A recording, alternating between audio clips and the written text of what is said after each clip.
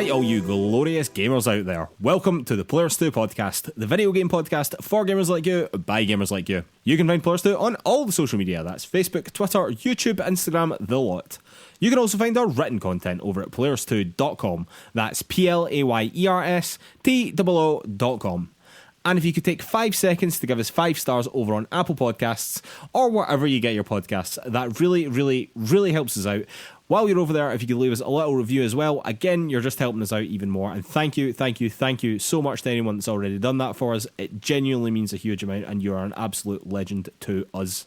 All right, and on with the show. My name is Mark Henderson. With me, as always, Mr. Lewis Camley. How's it going, Lewis? Going very well, Mark. Good to see you as ever. How are you getting on? Not bad, but I know you're lying. I know work sucked for you. No, I am pretty exhausted, but I'm going to try and keep the energy levels up for just a little bit longer. Energy levels high, man. That's all I'm asking. Let's talk about something more exciting. Let's talk about video games, Lewis. What have you been playing this week? This week, Mark, more Skyward Sword, which I obviously was talking a little bit about last week. I've made some more progress through that. I think I'm just north of about halfway through the game now. I got through what felt like a really lengthy section. It was the kind of third part of the opening kind of quest, I suppose. Like, you're trying to find 3 objects right from the start of the game, and this was the third one that completed a little map and sort of opens up the next section of the story, essentially. That's where I'm up to so far. I'm not going to talk about it too much because I said quite a bit last week, and I'll be playing it for a couple of weeks more still to finish it off. But I just want to say, like, I am actually really enjoying it. The more and more I play of it, and particularly when I've had the opportunity to sit and play it for a decent number of hours. As you know, Mark, the weather here in Glasgow over the weekend was pretty abysmal. It was real bad. I mean, even by Glasgow standards, it was real bad. Which meant a bit more kind of couch and indoor time than I was sort of expecting. So I put some hours in, made some progress in it, and yeah, I'm really enjoying the gameplay. The story's, fairly throwaway. It's, your typical Zelda chasing the princess. She keeps getting beyond where you get to kind of thing. That's all fine, who cares, right? But princesses in another castle, all that good stuff. Exactly. But moment to moment, the gameplay, the puzzles, the dungeon design, the exploration that you can do within that, I mean, it is really linear, but within the dungeons themselves, there's a lot of backtracking. There's a lot of, like, suddenly realising that you've come across a new way into the bit that you started in or whatever, and you can kind of find little shortcuts and stuff all your way through it. All of that stuff, I've got to say, I'm really enjoying, particularly that last dungeon that I did, which was down in the desert kind of region of Hyrule, and in this mining facility, and it was kind of using these time crystals, which meant that you could sort of manipulate what moment in time different objects were in and sort of bring them to life or kill enemies by knocking them out of the circle and stuff like that, so that they kind of instantly age. Just a lot of quite clever, typical Zelda mechanics, but I'm really enjoying it. I think it's going to have at least an influence on what Breath of the Wild 2 is doing. There's a lot of similarities from what we've seen of Breath of the Wild 2 in terms of descending from the clouds, the kind of skydiving stuff there. These time powers that I'm mentioning just now, they all feel like there's something that are going to be picked up again in Breath of the Wild 2. So I'm glad to be playing it just now. Still got a ways to go, but honestly, from my first few hours playing it, when I was a bit nervous about the control system and particularly the camera management. Yeah, I was going to ask you about this, if you felt that you've got used to all that now, basically. Definitely more used to it. I mean, there's still times where you flick the right stick expecting that the camera will move, and Link draws his sword, and then you can't get him to turn the way you want. There's definitely moments like that, but you just get into the rhythm of pressing what is effectively L1. I always think of that button as L1 and R1. I don't even know what they're called on Switch, if I'm honest. We're just programmed for the PlayStation buttons, and it will always be that way, unfortunately, ladies and gentlemen, I think. But that top left-hand trigger button, you're basically holding that quite a lot of the time. I think Nintendo should have swapped the controls round so that the free camera was always on the right stick, and then you hold L1 to go into combat mode. But who am I to say that they got that wrong? Not a game developer, that's for sure. Sounds like a better solution to me, though. I think so, because you're obviously not in combat the whole time, and so, having a bit more control over your movement and ability to look around would have been slightly better. But yeah, I've got used to it. I'm enjoying it. The actual combat is good fun. You're slashing away. You're trying to predict enemy block patterns to get the right kind of jab in, all that stuff. And it's just good, clean Zelda fun. I know the game's got a bit of a reputation problem from its Wii days, but I've been really enjoying it so far, and I expect I will for a wee bit longer to come. Nice one, man. Nice one. Glad you're still enjoying it anyway. I think that's the main thing. I think I will have to jump on it at some point. I must admit, these controls are worrying me, but I mean, if it's half as good as you say that it is, it'll be worth playing anyway. Yeah. So yeah. And what about you, Mark? What have you been playing? Well, Lewis, it's not what I've been playing, it's what we've been playing. And we have together been playing It Takes Two, which is the co-op game from Joseph Fares and Hazelight Games. This is the same company that made Brothers, A Tale of Two Sons and A Way Out. And when It Takes Two first came out, people went absolutely nuts for it, so much so that some people were putting it in as an early Game of the Year contender. While it's not there for me, it was really great fun playing it, I thought. Anyway, I very much enjoyed playing it with you. Fantastic little game. Don't think it's Game of the Year worthy, if I'm brutally honest with myself, but really fantastic game. What were your thoughts on it? Very similar, to be honest, Mark. I really enjoyed it. I wasn't too sure what to expect going in terms of, we'd heard a lot about the quality of it and particularly of the mechanics and the gameplay, but, it has a slightly kind of kiddie feel and look to it, which I was a bit hesitant about going in. But I really enjoyed our time with it. I think it's a really smart, a really inventive game. I think it plays well with the different mechanics it introduces at each level that you get to. Essentially, each section introduces some new technique, some new power. And in fact, often it's, one of you has one power and one has a different but complementary power that you have to... Exactly. You're always working together. You're always working off one another. You're always having to rely on one another to get through the puzzle sections. Yeah, that's where the kind of communication comes in. You're constantly in dialogue about you throw your thing here and I'll do my blast over here. It does, I found to be really surprising things. It really fundamentally changes what type of game it is in certain moments. So it switches from, a 3D open world kind of platformer with kind of exploration-y sections to... Which it is most of the time. Yeah, absolutely. But then, then there's 2D side-scrolling moments. There's bits of kind of endless running away from the camera, and particularly a switch to a dungeon crawling section, which I was totally caught off guard by and just thought was really smartly done. That was good. That was really cool, yeah. So yeah, overall, I would highly recommend it. I think that's where you stand with it as well. I mean, basically, yeah, you've said everything that I wanted to say about it. I think the enjoyment of playing the game with someone else really brings back that couch co-op quality, do you know what I mean, where you just have to be in constant communication with someone to get through certain puzzle sections and whatever, although we weren't playing a couch co-op because COVID, but it still gave that vibe off, do you know what I mean. It felt very similar to playing something like Overcooked but with a story layered on top of it, do you know what I mean, constant communication, constant having to work together with one another to get through puzzle sections and whatever, with really interesting mechanics that were always developing and changing and making the game continue to be interesting throughout its entire run, you know what I mean. I thought it was absolutely great to play. If you ever are looking for a game to play with someone else in co-op, this would be very near the top of my list now, I've got to say. Yeah, absolutely. And it makes it even easier to recommend that there is that friend pass thing as well, which means only one player has to actually own the game. Yeah, exactly. Yeah, so Lewis owns the game and I played the entire thing on the friend pass. So I have not actually bought the game at all, but I got to play it through the friend pass system, which they do over at Hazelight, which I think is really top notch. That's really great. Yeah, it's a really smart idea. And so it's just that added thing that if you are looking to play it and you're not sure if you've got a pal who wants to jump in with you, that's how you can do it. Just give them the friend pass. I think the only thing that you didn't get was the achievements that I got, but who cares about that? So yeah, you got all the trophies. Yeah. All right, Lewis. Now I think it's time for the news. All right, Lewis, news item number 1. Some industry folks have got hands-on time with the Steam Deck, and the first impressions seem very positive indeed. I would highly recommend that anyone watch the Linus Tech Tips hands-on video. He did a really great job getting a huge amount of content out of only having the things in his hand for an hour and a half. It seems really good, but I watched a whole ton of them and his is by far the best, frankly. One of the most comforting things that has come out of the hands-on previews is that ergonomically it seems to be pretty good. Obviously the Steam Deck is much more chunky than the Nintendo Switch, but they definitely seem to be putting that to good use and it definitely fits better in your hand, you know what I mean. And as someone who is very conscious of these things because of RSI problems, that is music to my ears, Lewis. Music to my ears. It's also worth noting that the hands-on time was not with final units. Obviously, Valve are still tweaking these things on the run-up to release. But it seems as though the buttons feel pretty good, maybe apart from the ones on the outside as the sort of plastic starts to curl around the edge of the Steam Deck. Maybe that doesn't feel quite right just yet, but that is the sort of thing that they are likely to tweak. Trackpads apparently also feel pretty good as well, although they are still quote-unquote tuning the haptic feedback on them. The anti-glare etched screen on the more expensive model also seems to be working working well, although there was some indication that the colour on the etch screen might not be quite as good under normal circumstances as the non-etch screen without the anti-glaring on it, so that might just depend how you're using it. You know what I mean? How often you're playing in handheld mode, how often you're playing outside, how often glare is likely to be a problem for you, whether or not you decide to go for that model.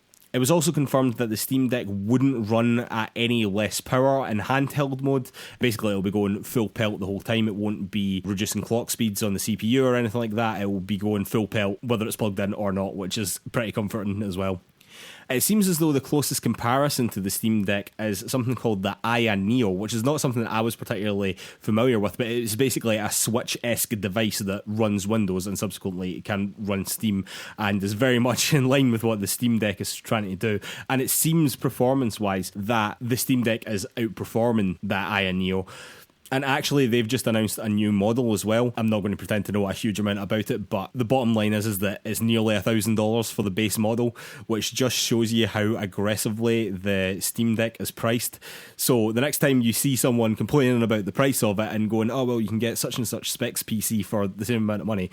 Yeah, but it doesn't have a screen on it. It's not that size. And it's several $100s cheaper than its closest competitor. So it's incredibly well priced. We also got to see the Steam Deck being used basically as just a desktop computer as well, hooking up a screen to the Steam Deck and just running regular sort of programs, browsing the internet as well. So it does work as a PC as well, and that is what Valve had originally said about the Steam Deck, was that it was a PC with a screen. It wasn't a console, you know what I mean? They were very keen to push the fact that this is a PC, you know?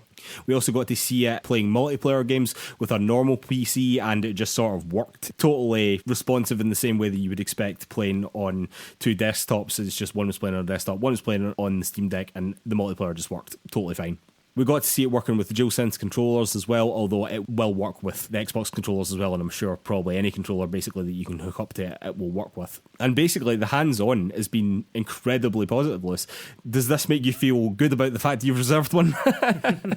Well, I was already feeling good about reserving one, to be fair, but yeah, I think this is good, it's exciting, it's reassuring that basically everything that we've heard from hands-on feedback so far, there's been a few pieces now and a few different outlets that have had some time with it, and so far so good. I think like there's been very little, basically, man, yeah, I think there's been very little in terms of kind of complaints or concerns or whatever about it. I guess ultimately for me, two things. It comes down to the games again. It comes down to how well they run and how well they're playing. And so that's a good point. So they could only play a narrow library, it seems. And apparently the reason for that is because they didn't have permission to use other ones on like this hands-on stuff. So it wasn't that they couldn't run something else, it's that they didn't want to run something else. Do you know what I mean? On the off chance that game ended up running crap and then it made that developer's game look bad. It was out of respect for the developers rather than the fact that it couldn't do it. Sure. And I think that's fine when we're this far out from it still. I mean, we don't need to know how well every single game runs at this point, but ultimately that will be the decider, because if there's a lot of decent games that aren't going to play on it or anything like that, then that would be a concern. But, I mean, I'm saying that I don't really have any expectation of that. I don't really see any reason that things won't run pretty well from everything that we've been told about it and the kind of promises and the types of games that they've been suggesting. A lot of the graphics and stuff that came out when it was first announced had control on it, and that's not, the simplest game to run. Certainly the Switch can't do it without streaming it. And so, there's good hope there for me that it's all going to kind of pan out in that sense. The only other stuff I want to know is just how it feels in the hand and how easy it is to dock and that kind of thing. So far, again, it sounds like everyone's enjoying that experience. I'm glad to hear that the trackpads sound nice. It's not something that I think about very often because I don't play PC games very much, but they do look like they would be quite fun to use, and I can imagine when I get a Steam Deck, if I get a Steam Deck, I'll be playing some strategy games that will require that rather than the sticks. So yeah, all of this so far is really reassuring. I want to see more, I want to hear more, but so far, yeah, so good. Absolutely. Just on the games front, I think that the only thing that is causing an issue is actually multiplayer games, but not for any sort of technical reason. It's the fact that a lot of those games use anti-cheating software, and that isn't necessarily at this time compatible with the Steam Deck, so that is something that they'll need to get over, and so far as I'm aware, Valve are keenly aware of that, and if this launches and Fortnite doesn't run on it, that might be an issue. But other than that, I mean, in terms of your things like Control, I mean, Doom Eternal was a popular one, like everybody seemed to be playing that at this hands-on thing, absolutely totally fine, hitting 60 FPS all good. I think that is remarkable for a handheld device, you know what I mean? And I'm feeling real good about my reservation now. Alright, let's news item number 2. Apparently there has been a behind closed doors summit of potential PSVR 2 developers this week. It's all very secretive, although not that secretive because it leaked almost immediately. The first person to report on this was a YouTube channel called PSVR Without Parole, but it was later corroborated by Upload VR, which is like a respected website. From this meeting, it was claimed that PlayStation want to move away from VR experiences and focus on console quality AAA titles, meaning that they want AAA games with VR support like Hitman 3, No Man's Sky and Resident Evil 7, rather than dedicated VR experiences like Beat Saber and Astro Bot Rescue Mission. We also got some indication of the spec, which by all accounts seem to be pretty impressive actually. The headset seemingly will be fitted with an HDR OLED display of 4000 by 2080 resolution, which is 2000 by 2040 per eye. Don't know how that math works out, but that is what they've said on the VGC article. You can see the link in the show notes over at PlayerToo.com. The headset will also feature an increased field of vision of 110 degrees, which is apparently 20 degrees more than the Oculus Quest 2 currently has. The controllers will be packaged with the headset. I know that a lot of these VR manufacturers, including Valve and Oculus, will sell you the headset like standalone, but it seems as though you will have to buy this as a bundle with the controllers. Which, to be honest with you, I think you would really want if you were going to go in on the VR front, for me anyway. Yeah. The controllers, along with having the previously reported adaptive triggers and haptic feedback, similar to what the DualSense has, they will also have capacitive sensors for thumb, index finger and middle finger, which can apparently even track how far away your finger is from the sensor. I don't really know why that's practically useful, Liz, when you're developing a video game, but there we go. Digital Foundry's technology editor Richard Ledbetter has also apparently said that he has seen unrevealed specs for the PSVR 2, which he says are impressive as well. Sony is apparently aiming for a release in the holiday season of 2022, with details of the system coming in early 2022, which in reality is not all that far away now. So basically, Lewis, it sounds like PlayStation are really going for it on the VR front. Maybe even more than we were expecting, to be honest with you, which I think is a very good thing. But 2 questions for you. I suppose, does this move the needle any? Are you any more or less likely to get a PSVR 2 headset because of this information? And 2, what do you think of them moving away from dedicated VR experiences like Astrobot and going for VR-supported AAA games, you know? Good questions. I think probably quite interrelated questions or answers in a lot of ways, because I mean, does this move the needle for me? Not massively, because I'm not massively interested in VR anyway. I'm intrigued by it, but the technology and obviously the price point are the kind of the main blockages for me. Well, I have to say, with all these features, I am now slightly concerned with the price point. Yeah. PSVR was always the cheap option, do you know what I mean? And was therefore very accessible for a lot of people. But now they seem to be really aiming quite high here, which is concerning from a price point of view. Yeah, absolutely. I mean, even at the price point it was, and you're right, it was, you know, among the lowest on the market for VR headsets. I think it was literally the lowest one that you could buy that was reasonable, you know? Yeah, you know, that wasn't the Google Cardboard thing. Yeah, exactly, yeah. But even at that, like, it still felt prohibitively expensive, you know, for a lot of people. It was still a big investment to make unless you were really convinced or really desperate to be, you know, in at the ground floor on this kind of VR momentum. And I just don't know if I'm that bothered about it. And ultimately, to come on to your second question, again, for me, it's about the games. And I don't really know where I stand on that one, to be honest, because I think it would be a shame to lose, you know, the kinds of specifically designed titles like Moss or like Beat Saber or whatever that, you know, that are designed for that platform and with that whole thing in mind. I think it'd be a real shame to lose some of those, and some of them have been really successful and really popular. But at the same time, I mean, I'm just definitely more likely to play a big AAA type game in that world, you know, playing, I mean, I would never have played Resident Evil 7 in VR because I'm much too much a shite bag for that, but something like that, you know, imagine we could play a slice of the next God of War from Kratos' perspective or something. That would be insanely cool. But then I just would worry that the whole thing then just becomes a sort of gimmicky tack on to a lot of other things, you know? Yes, Lewis, I think you've hit the nail on the head there, because when you said if we could play a slice of God of War in VR, I was thinking, oh Jesus God, please no. Because I think that when you mesh the VR support and the AAA game, you sort of get a half-arsed both of them, do you know what I mean? Like, in reality, Resident Evil 7, I believe, was supposed to be played with a VR headset, which meant that when me and you played it without a VR headset, there was a lot of moments that you were like, why is this happening? And then you remember, oh, this was supposed to be played with a VR headset. You're sort of getting the worst of both worlds there, whereas like dedicated VR experiences like Moss, like Astrobot Rescue Mission, like Beat Saber, those are the reasons I'm interested in VR in the first place. It's not because I can play No Man's Sky in VR. I can do that totally fine otherwise. The thing that's drawn me to VR is those dedicated, interesting experiences that you can only get in VR, you know? So I think that that's a mistake, frankly. I guess it depends what they mean by that, though, because, you know, if you then think about Resident Evil 7 as having been designed for VR, then if they're going to make games like that are predominantly thought of in that way, and yeah, you might be able to play them without a headset and they'll lose something, but, you know, not too much, then maybe that is not a bad direction, you know? Like, or maybe they're talking about going down the Half-Life Alyx route, because, you know, ultimately that's what they need if they really want to kind of make a statement in this sphere. That is a different thing altogether. If it's an entirely VR dedicated AAA game like Half-Life Alyx that is only a VR experience but is at the AAA level, I'm all in on that. I'm fully on board with that.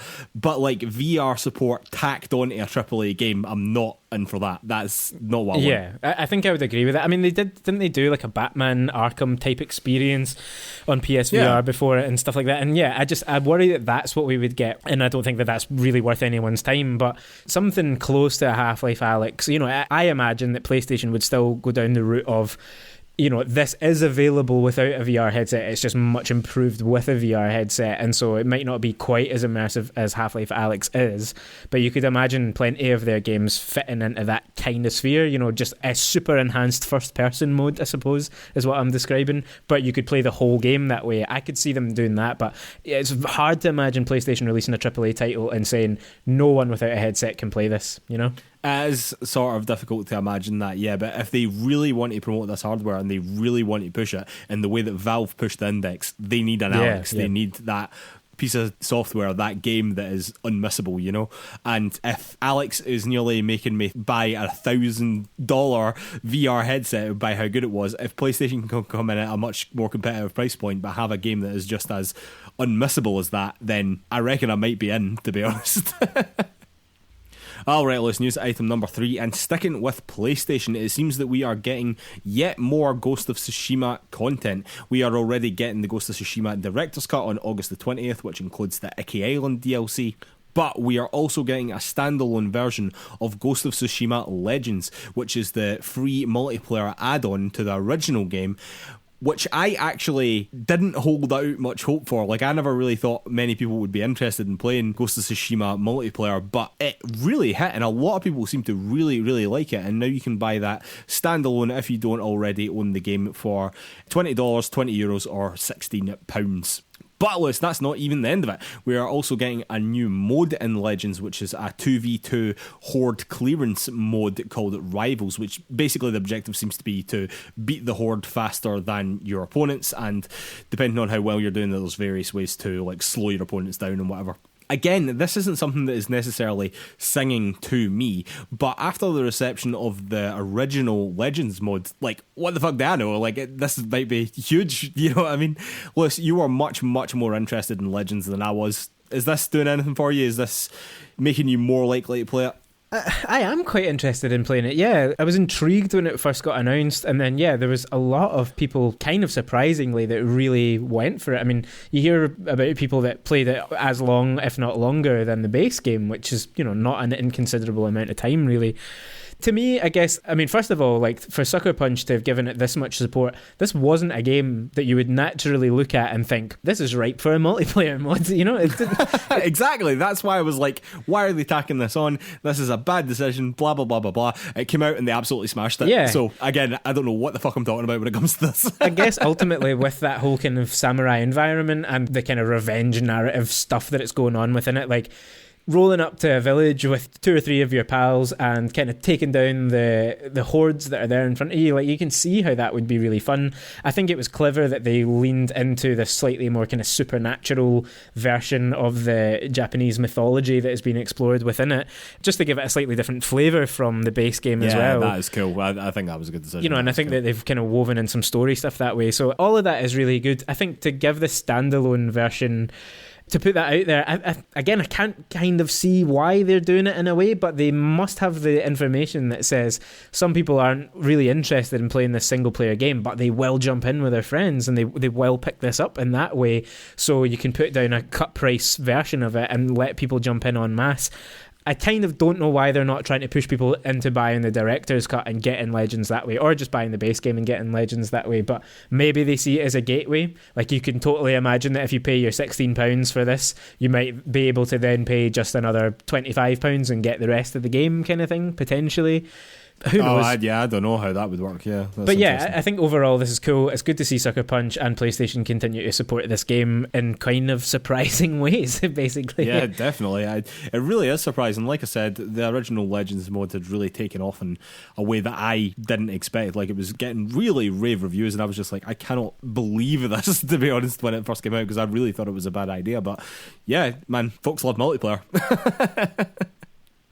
Alright, let's news item number 4, and it has just been announced that Fantasian, the mobile RPG from Final Fantasy creator Hironobu Sakaguchi, is getting a part 2. I actually played a bit of Fantasian on Apple Arcade, and I really thought it was pretty good, and it adapted to the mobile really, really well, I thought. And weirdly, I was also thinking about playing it again recently, which makes this announcement in the back of my head like a sign that I should get back into it. But Sakaguchi has said that part 2 would be more quest-driven than the original, and it sounds like it would be a bit more open than the original as well, which from my experience anyway, and I didn't play a huge amount of it to be completely clear, but it was quite linear. Not that that was necessarily a problem. I think that the main news here about part 2 is that it will apparently be between 40 and 60 hours long. That is absolutely enormous for a mobile game. The original was 20 hours long, and I thought that was very long for a mobile game, but 40 to 60 hours seems obscene to me for a mobile game. Well, so obviously we have been doing some mobile games as part of our PlayAlong series. We've just finished doing Florence. We're now doing Bury Me, My Love as this month's PlayAlong game, in an attempt to show our listeners that not all mobile games are terrible. Some of them are really great, and it is definitely a viable gaming platform. But 40 to 60 hours... I mean, that seems like a lot. That seems like a lot to be playing on your phone, you know? I mean, it definitely does to me. I mean, 40 to 60 hours on a console is quite a long time, never mind. Oh, Jesus, of course it is. It's hugely, hugely long. Removing the fact that this is a Final Fantasy-esque game, and I know that you're not specifically interested in that, but even if it was a genre that you were interested in playing on your phone, and someone said it's a story-driven game, it's 40 to 60 hours, but you can only play it on your phone, would that put you off? Yeah, I've got to be honest. Yeah, I think it would. There are 40 to 60 hour games that aren't Final Fantasy that I am put off by that length just because of the knowledge of that time investment. Now, you know, mobile changes that in certain ways because you know that you can just play a wee hour each night before you go to sleep in bed, or you can play it for an hour on your train to work or whatever. That might actually make a length like that slightly more appetizing than thinking I need 40 hours of couch time, because you don't always have that. And you know, sometimes you want to do other stuff with your time. But yeah, just the thought of that, and to think that you could put in a decent number of hours on your phone and still have, you know, 30 hours to go. I really think the best mobile experiences, they don't need to be short, but they need to have short windows almost. You have to be able to jump in and play it for a short amount of time and feel satisfied. That's when it's at its best for me. And I just can't imagine something that has a 60-hour narrative is going to have that built into it. No, I mean, I think because this is a more story-driven experience, I think that, as you rightly say, more people are more likely to play on their phone for an hour or less here and there. Do you know what I mean? I don't necessarily think that is necessarily conducive to a story-driven game, let alone a 40, 60-hour long story-driven game, you know? I guess what I'm trying to say here is that if we are saying that mobile is a gaming platform, do you think that games like this are still a step too far for that format, you know? I mean, that is a good question, because I don't think it shouldn't exist or anything like that, and I'm sure there'll be a lot of people who, you know, will find that this works for them, and maybe, you know, as I say, like the difference in where and when you can play might actually make it a bit more appealing. But I mean, I don't know of many like 30-hour mobile games or 20-hour mobile games. No, Fantasian was the only one that I knew that was that length, and now Part 2 is going to be potentially 3 times as long.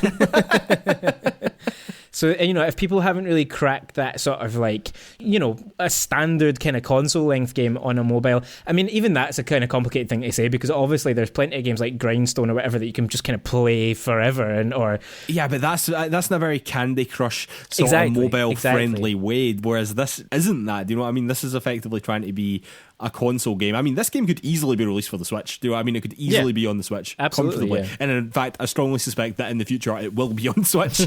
But right now, it's only available through Apple Arcade, and playing a game that long on your mobile, I don't know, man. It's not hugely appealing to me, and I'm the target for this. Do you know what I mean? I'm the person that should be excited to go and play this, you know? And that length is, even for me, putting me off a little bit. Alright, Lewis, finishing off as we always do with a couple of shout outs. Shout out number 1, Nintendo Indie Showcase has been announced today, Lewis, and in typical fashion, it is the day after we record and the day before this podcast comes out. So, dear listener, you will know how this showcase went and whether or not it'll be worth our bother mentioning it next week. It is your standard stuff, I have to say. It's a 20-minute presentation, as you would expect from Nintendo. We all know the formula by now, but Lewis, do you have any bold predictions or anything that you would like to see from the showcase? Oof, well, in terms of bold predictions and things I would like to see, Mark, I'm just going to chuck 2 words at you, and those are Hollow Knight Silksong. Well, listen, I'll let you know that that's 3 words, and we do not mention those 3 words. We do not mention those 3 words until we get confirmed news. I mean, I really don't think that is going to happen. I'm not expecting much, to be honest. I think the fact that they've announced this just a day before it, and it's not like people have been clamouring for it, I suspect this will be similar to the PlayStation one a few days ago, basically confirmation of some other indies that are coming to Nintendo that probably have already been announced elsewhere. Yeah, I sort of strongly suspect the same thing. I reckon that there'll be like one new thing, but I reckon that the vast majority of what we're going to see at that presentation will be stuff we've already seen before, hopefully with release dates this time round, I think. Alright, let's shout out number 2. There has also been an ID at Xbox Indie event happening just as I was compiling the notes for this podcast and while Lewis is working. So I don't think that either of us have actually had the time to properly look into the event, but IGN have very conveniently and kindly compiled a list of all the announcements. And we'll link to that article over in the show notes at PlayersToo.com. Definitely a few interesting things coming out of there, including a Portal-inspired puzzle game called Lab Rat, which I think that you should look into, Lewis. But as presentations go, it was 2 hours long. Like, this is like the opposite of what Switch do with their indie showcases. You know what I mean? Nintendo are doing 20 minutes. Xbox seem to be doing 2 hours. But as I was saying to you, I think that there was 18 trailers showing off at this Xbox event, and they were all round about 2 minutes long. So that is like 40 minutes of actual games that we're getting to see there, and an hour and 20 minutes of stuff that isn't that, you know? And I just think for these presentations, I think that you need to reel it in, Xbox. Like, I love that you're dedicating so much time to indies, but I don't think that this is the place for big long interviews with all the developers and whatever, and getting Sarah Bond on and things like that, you know? I think that they just need to reel it in, because the more of these ID Xboxes that they do, the better, as far as I'm concerned. Like, 100% behind that, but I think that they need to nail their format, because even the one before that was like 4 hours long or something like that. It was absolutely insane. They really need to reel it in my opinion.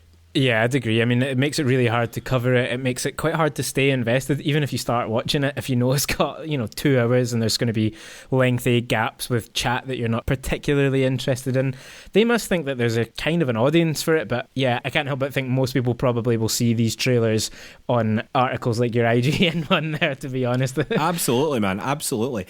Reel it in under an hour, cut the fat. Do you know what I mean? And then I'll be fully on board for this Xbox. I'll be fully on board for it. Alright, let's shout out number 3, and another one that is depressing as fuck. Fullbright co-founder Steve Gaynor has stepped down from his role as creative lead on Open Roads following multiple allegations of mistreating Fullbright employees and women in particular. This is particularly disappointing because Fullbright and Steve Gaynor are responsible for Gone Home and Tacoma, 2 games which we both liked and 2 games which we both asked our listeners to play as part of our PlayAlong series.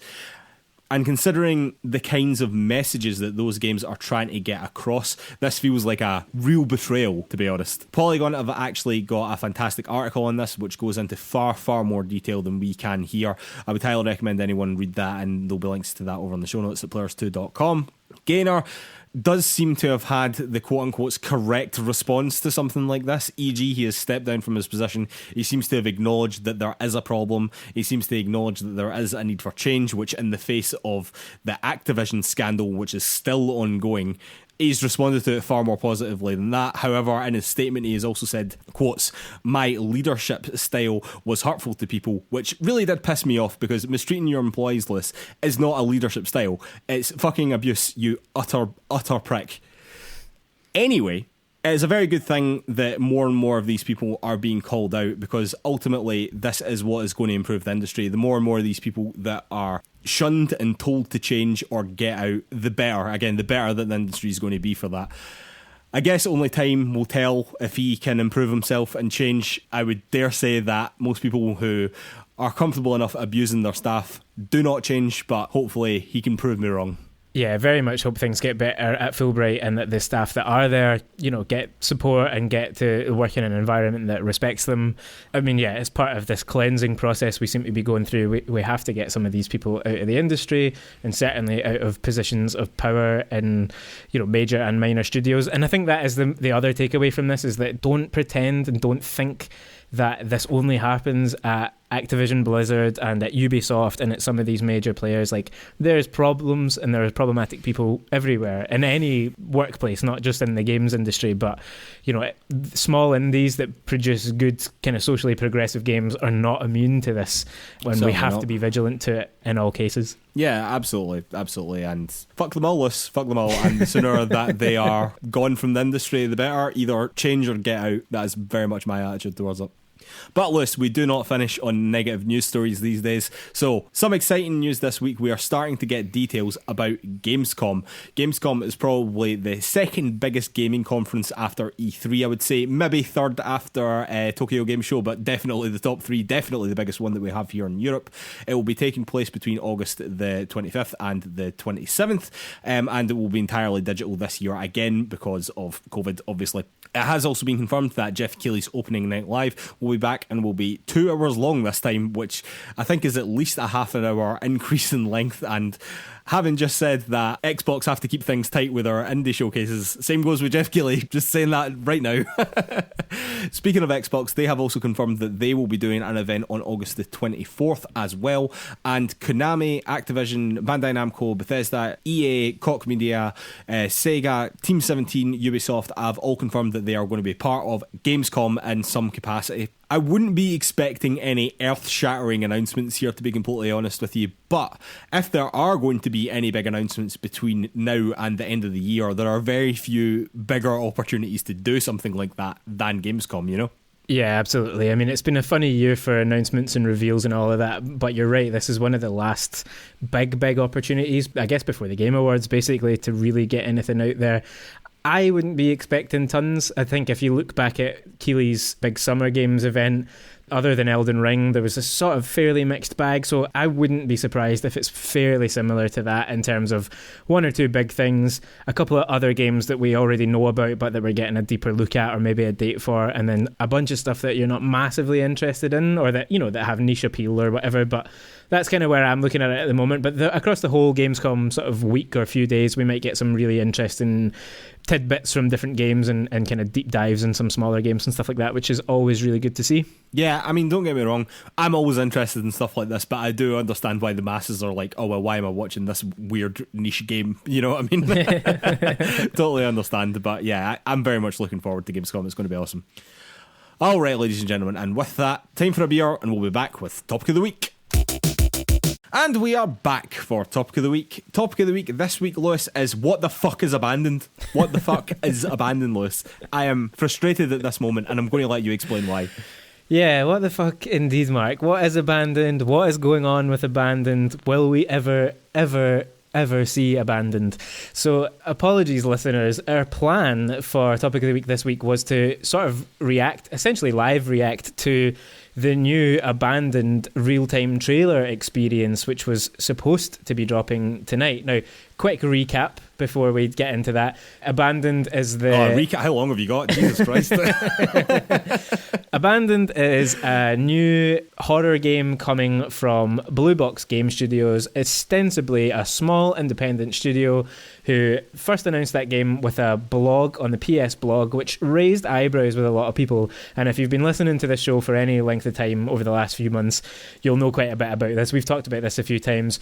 Basically, a lot of people on the internet decided, not without reason, that Hideo Kojima must be behind this game and that it must be either Silent Hill, the final version, the finalised version of PT, or some sort of Metal Gear thing, or just some new project from Hideo Kojima. There's been all sorts of breadcrumb trails, all sorts of clues and crazy articles put together about this. There's a massive subreddit just dedicated to this, to be clear. This has gone absolutely wild. It has been an enormous and growing story over the months, and basically back in June, they were supposed to release this real-time trailer app, which is kind of one of the reasons that people have been thinking that this must be more than just an indie game from an unheard-of, fairly new studio, because this isn't something that even major first-party PlayStation games get some kind of playable experience with 3D rendered graphics happening live in the machine, all this stuff, instead of just a video like most trailers are.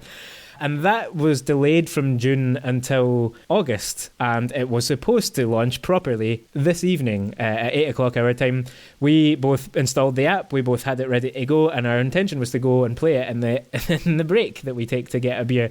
But Blue Box tweeted tonight when nothing changed on the app. There's at the moment still just a black screen that reads check back soon. And Blue Box Game Studios tweeted, "There is a technical issue with the delivery of the patch. We are working to get this live ASAP. We apologise for the inconvenience." That was about 2 or more hours ago. They most recently tweeted about 20 minutes ago saying, "Quick update, we are still working on it. We sincerely apologise for the inconvenience." Now, we're not going to just rag on the game here. We're not going to shit on the developers. This story I have found to be one of the most fascinating and quite fun things about gaming on the internet recently. But this is a slightly bitter turn, because it does feel like no matter what this ends up being, a lot of people are going to feel burned by how badly handled this whole thing has been from start to finish. Mark, I'm looking in your eyes. They're not looking pleased. Tell me what your thoughts are. I'm just jaded with the whole thing. Do you know what I mean? Like, I think that cool wee internet things like this, like if this does turn out to be Hideo Kojima, which by the way I still don't think that it is, and have never really thought that it was.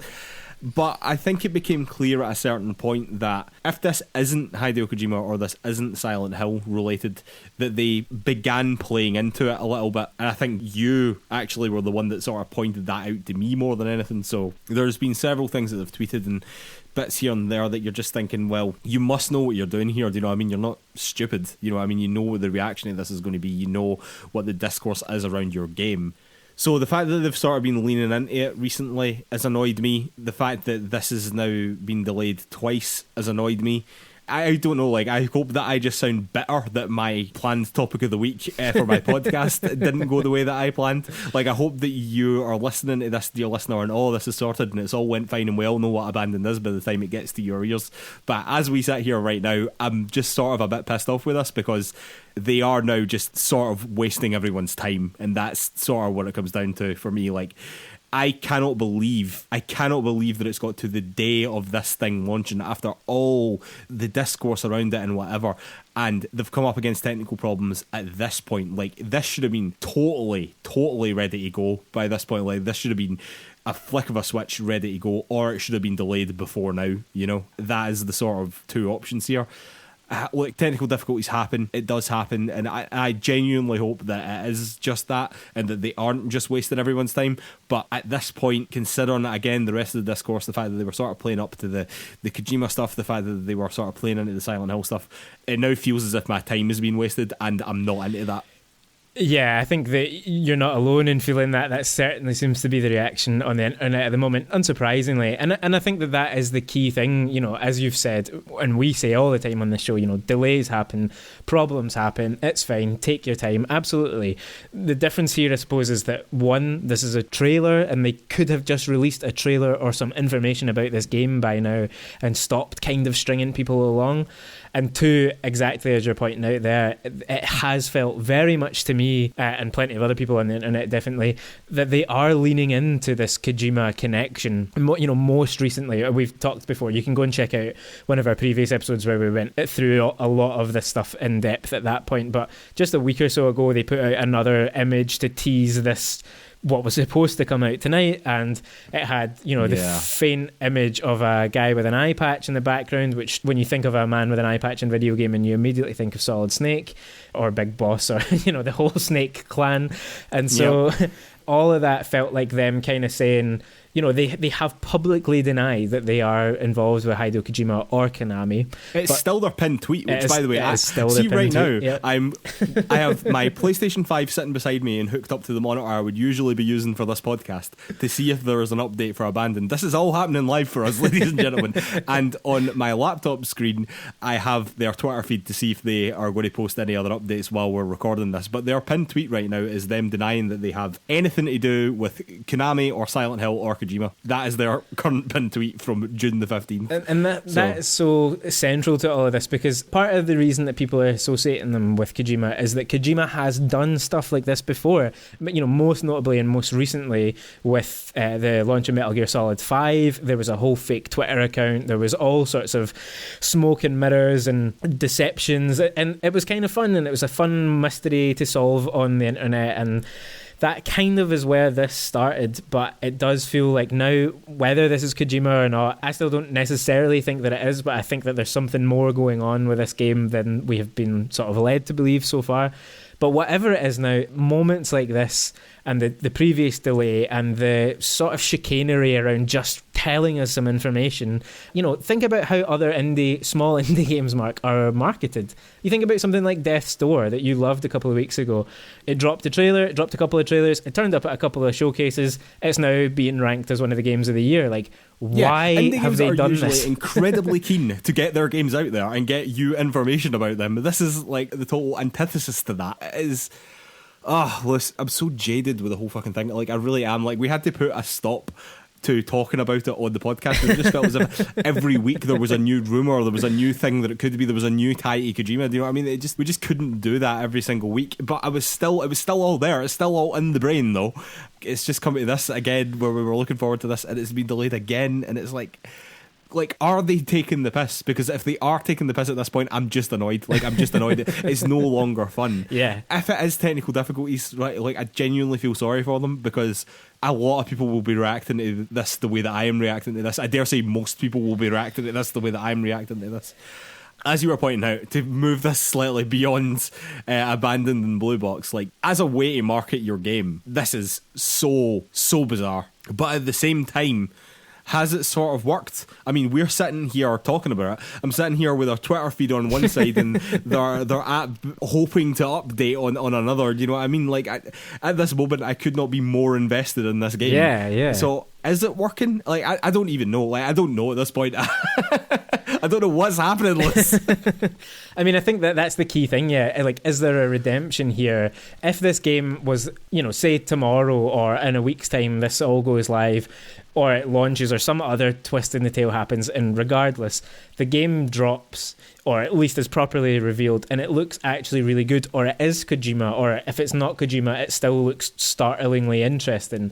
I mean, all of this is getting eyes on the studio and on the game. A lot of people are talking about it. To me, tonight might be the tipping point where that turns to... I mean, I hope not a lot of toxicity from people. You know that there will be that on the internet, no matter what they're doing, even if they are deliberately baiting us all here. And I really don't think that they are doing that. But even if they are, they don't deserve any hate for that. You can complain, certainly. You can say, this is a bullshit way to launch your game and I've lost interest in it. You chose the wrong strategy. Is there anything that this game could do, Mark, do you think, for you to get you interested again? Or are you just tired and past it now? I honestly don't know how to answer that at this point, because right now I do just feel, again, just jaded with the whole thing, jaded with the conversation. I just want to know what it is, and then we can talk about it. Like, then I can decide whether or not I'm actually interested in it. Like, if it comes out and it's a new Silent Hill, like, yeah, I'm going to be fucking interested in that. It's not going to make this bit any less fucking annoying, frankly. Even if it is Kojima. Again, this bit's still annoying. It doesn't get a pass because it's Kojima now. Do you know what I mean? I'm still annoyed by this moment in it. I just don't know if I'm interested in it. Like, I don't know if I'm interested in it. See, to be honest with you, I don't want to say this because it sounds really bad, and it sounds like sort of like that privileged gamer wankery attitude that you get with a lot of people, but it's now wasting my time. Do you know what I mean? So if it comes out and it looks shit, then I will sort of resent it for that now, because it is actively wasting my time now, I feel, you know? It sort of went from this being a bit of fun to like actively wasting my time when I didn't want it wasted. You know what I mean? Like, I want to be making a podcast and talking about something that I was excited about now. I don't want to be complaining about their fucking game. Yeah. You know? Well, exactly that. I mean, we might well have played this tonight, and it might still not have been any good or been something that we were interested in, or whatever this app experience was going to be. You know, it might still not have been for us, but at least at that point, some element of this saga would be over, and we'd be able to kind of talk about that and talk about what's on display there. But yeah, it's a real kick in the teeth for... I mean, there are thousands of people, clearly from the comments on all of this, who have been waiting for this tonight, who have set aside time probably to play it, and, you know, people like ourselves to react to it and all that. So I think if it's deliberate in any way, it was incredibly stupid. I don't think it will be deliberate in that sense, but I sincerely hope that it isn't, to be clear. Like, I genuinely hope that they aren't intentionally wasting everyone's time, and that Hassan, whatever his name, isn't sitting and they're just going lol on his phone to all his mates. Do you know what I mean? Look at this lot sitting there waiting for this abandoned app, the game called Abandoned, and I've just abandoned them. Oh, look how droll I am. I mean, if that's what's happening, honestly, the internet is going to be furious. That's all I'm saying. Definitely, and they are already. But I guess ultimately, you know, we wait and see what comes of all of this. Got to hope that it is still a good game and that it does turn around some of this negativity, because otherwise it is going to be pretty uncomfortable, I would say, for Blue Box Game Studios and the people involved there and whoever made these decisions. And, you know, it is quite telling that Sony, having played a part in launching this game originally, haven't said a goddamn word about it. They have gone deathly quiet on it all. So, you know, I wouldn't be surprised if we start to see a lot of this disappear and things go real quiet. But let's hope that by the time listeners hear this, they will have had the chance to play it. And obviously, if at that point, you know, if we're able to talk about it on a future show, we absolutely will, if it is worth discussing.